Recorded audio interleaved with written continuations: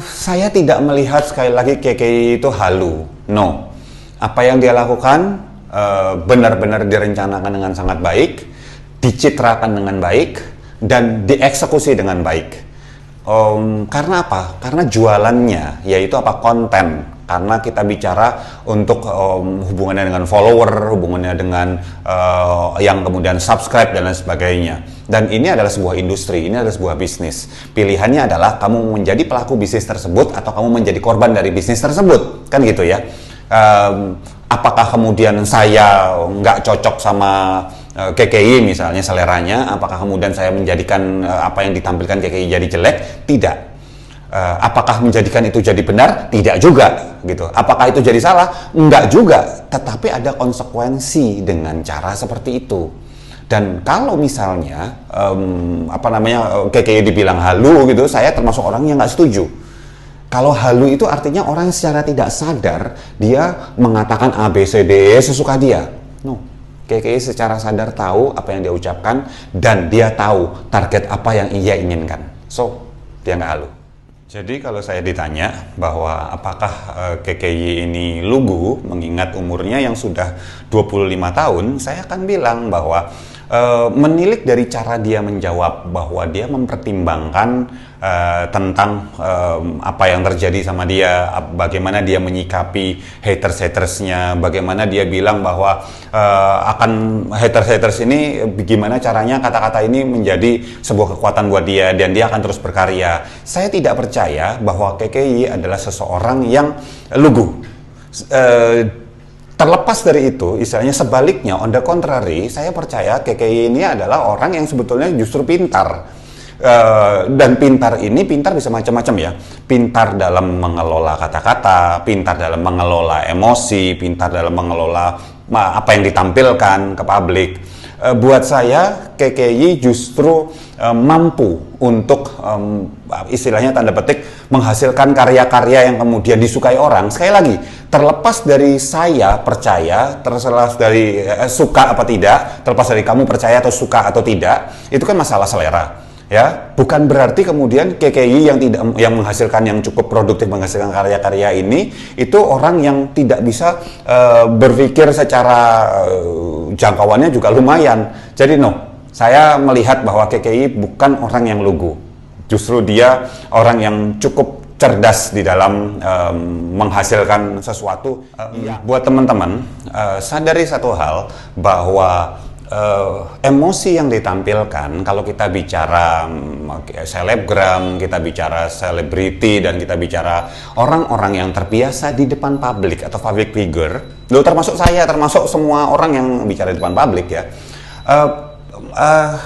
ada orang-orang yang memang istilahnya bisa menggunakan emosinya untuk kemudian mempengaruhi secara publik. Dan dalam hal ini buat saya yang ditampilkan KKI ketika dia menangis bersama Anji bahwa dia takut untuk masuk penjara, saya tidak melihat bahwa ketakutan masuk penjaranya bohong, tidak. Tetapi apakah kemudian dia mengambil, menjiplak atau tidak sebuah lagu yang kemudian jadi KK bukan boneka, itu tidak berhubungan. Jadi bahwa dia takut, istilahnya gini, buat apa takut ini, takut itu segala macam, kalau memang tidak bersalah, kan gitu ya, sesederhana itu gitu ya. Bahwa dia takut, betul, emosinya kelihatan, emosinya dapat, tetapi sekali lagi masih bisa kita lihat beberapa aspek bahwa itu memang emosi beneran atau itu kemudian emosi yang sudah terlatih, bisa jadi itu.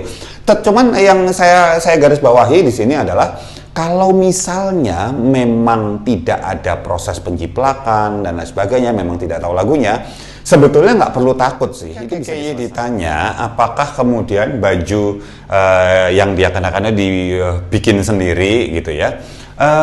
Sebetulnya saya tidak melihat, ini menarik nih, ini sekali lagi saya katakan bahwa KKI itu pintar sebetulnya dalam menyusun segala sesuatu yang terkait dengan diri dia, citra yang dia tampilkan untuk kemudian jadi viral dan sebagainya. Kenapa saya katakan begitu?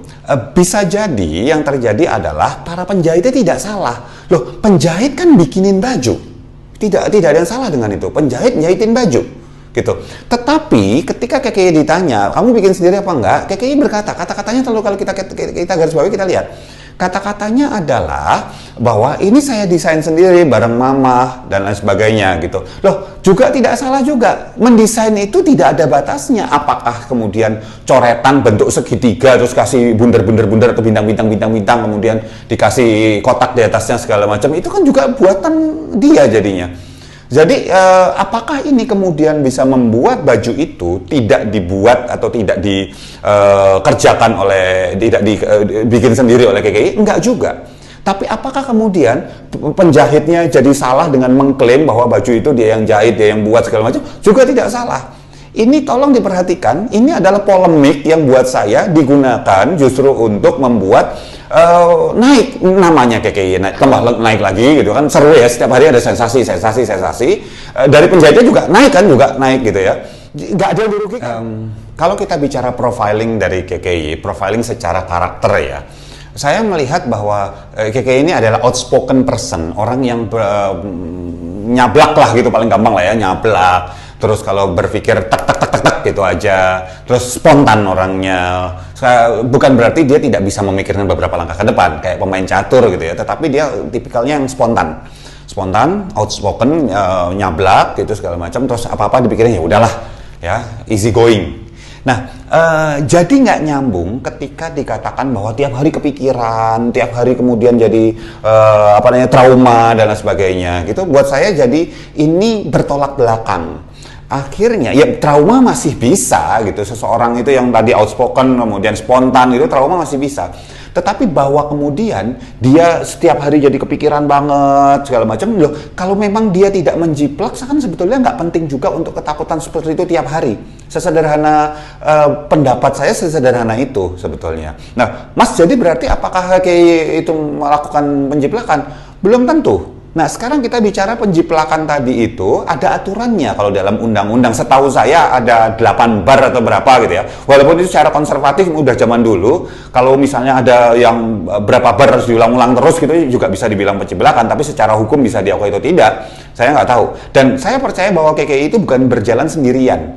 Enggak. Ada tim di belakangnya yang juga ikut berpikir. So, saya untuk orang yang mampu katakanlah melihat sebuah kondisi ketika ada haters nyerang, ngatain bahwa dia pendek, dia jelek, dia gendut dan lain sebagainya, dan kemudian bilang bahwa yang penting karya saya akan terus berkarya dan sebagainya. Ini bukan orang yang berjiwa kekanak-kanakan, bukan orang yang lugu. Ini orang yang mampu untuk memotivasi dirinya. Ini orang yang mampu untuk struggle, berjuang untuk menjadi orang yang lebih baik lagi menurut versi dia, dengan caranya versi dia juga. Jadi kalau saya percaya bahwa KKY itu jauh lebih pintar daripada apa yang tampil, apa yang terlihat, atau istilahnya dia itu jauh lebih cerdas daripada apa yang dia citrakan. Buat apa? Konten, sesederhana itu. Jadi kalau dibilang bahwa dia bagaimana cara dia menghandle haters, kemudian hal-hal yang menyerang dia, buat saya bagus. Ini orang sudah sangat terlatih di dalam apakah menghadapi secara publik, apakah kemudian menghadapi konten-konten tersebut. Sekali lagi, anggap aja ini drama dan aktornya emang keren memerankan. Aslinya seperti itu? Belum tentu. Di belakang bisa nggak sama, ataupun sama tapi dia ada hal-hal lain yang bisa sekali lagi